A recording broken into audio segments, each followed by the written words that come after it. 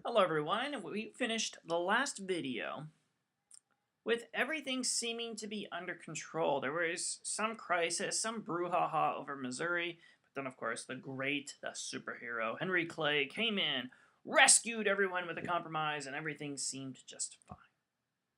Right? Wrong. What happened there? These questions of what to do would not go away. People thought everything would be under control, but these questions kept popping up again and again and again. And today, what we're going to talk about is another thing that kept popping up. And this was not so much an issue, but another question, which was, could states nullify laws? This question, basically, the idea is if a state feels that a federal law is unconstitutional, can it block it within its own state? And so, in other words, let's say there's a federal law, and residents in California say, we don't really like it. Could California refuse to obey? This would be like if you guys felt that I was giving you a rule, and you said, Mr. Phelps, your law is unfair. I don't have to follow it. As you can imagine, this would create big problems because then there's no point in me even coming up with rules for you. That is the same thing going on. That's the same kind of crisis coming on within the country. This question came up in the South in the 1830s. This time, believe it or not, the issue is actually not slavery, but a tariff. A tariff is a fancy way of saying tax. A tax on imports, things coming from outside of the country. And the U.S. was taxing imports to try and build up industry. In other words, if Britain can make a shirt, but the factories are so good and it's so cheap that the shirt is really cheap, then people aren't going to want to buy from the factory in the United States. So therefore, the United States was taxing the British shirt to make it so that it would become very expensive, so people would buy it from the American factory. This was very beneficial to factory owners within the country, and it was very beneficial in particular to the northern states where there were a lot of factories. However, it angered people in the South because they, who were able to get shirts really cheaply from Britain, now have to pay a lot more money. So people in the South are very resentful at having to pay for more expensive things. And these really came to a crisis in 1828. And in 1828, the Congress passed a tariff bill. But then vice presidential candidate John C. Calhoun, who came from South Carolina, claimed that it was unconstitutional, oppressive, and unjust. Congress then passed another one in 1832, which was lower. Congress tried to sort of say, all right, you guys are mad. Let's make a lighter one. Let's make everyone happy. But South Carolina was still unpleased. And at this point, of course, John Calhoun was fully behind the Nullification Act. And of course, we've talked about Andrew Jackson stepping in during the Nullification crisis in the last unit. And one unit.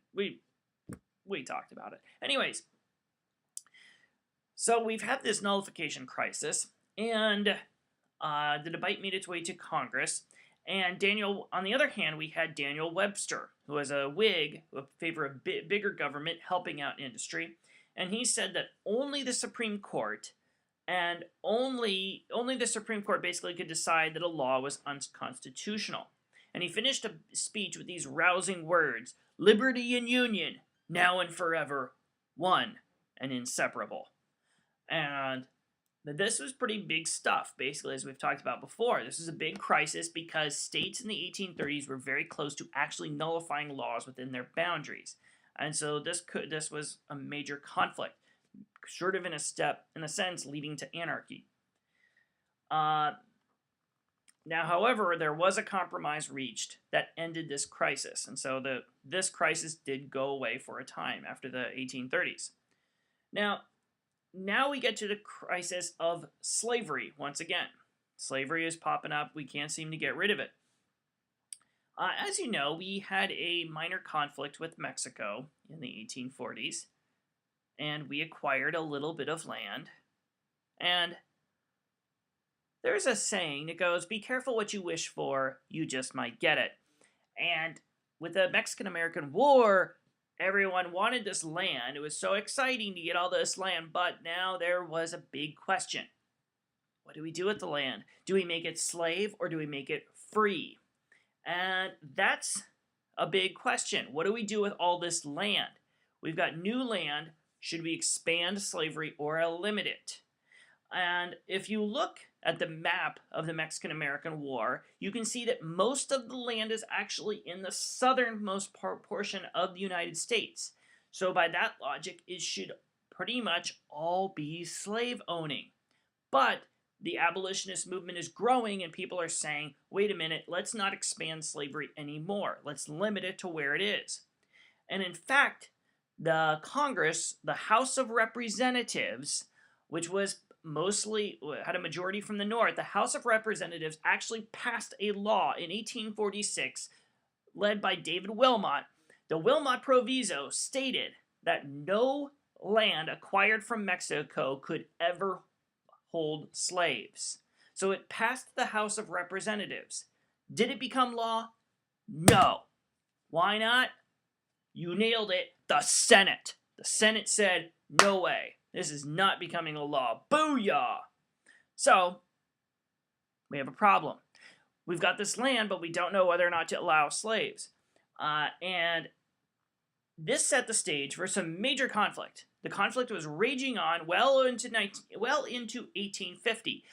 There was a new political party that emerged, and the new political party was known as the Free Soil Party. Its slogan was free soil, free speech, free labor, free men. And the South, of course, was not going down without a fight. In the 1850s, these conflicts were not resolved yet. People were still arguing about them. And luckily, once again, a superhero came to the rescue. Compromiser from Kentucky, Henry Clay. Henry Clay once again comes down and he says, he came up with a compromise and he suggested that California be admitted as a free state. New Mexico could choose by popular sovereignty whether or not it wanted to allow slaves. The slave trade would be abolished in Washington, D.C., not slavery itself, but the slave trade. And there would be a stronger fugitive slave law. Now, this didn't just get passed immediately. There was raging debate. People were arguing back and forth.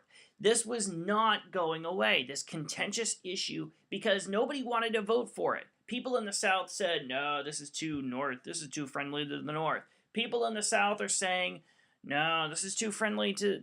People in the North are saying this is too friendly to the South, and vice versa. Nobody wanted to vote for it.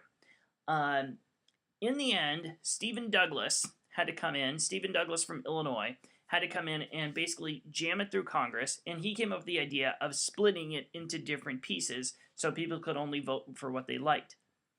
So, once this bill did finally pass, people around the country said, this is great, all right, we've had a crisis, it's over, we're done. No more of this slavery issue. We're tired of talking about slavery. Let's just move on, okay? We're done with slavery. Let's just move on. And people thought this was just like the Missouri Compromise, an issue that came up, popped its ugly head, people dealt with it, they moved on.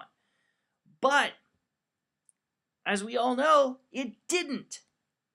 We had a massive civil war just 10 years later. So, what was it? Why did this fail to resolve the issue of slavery?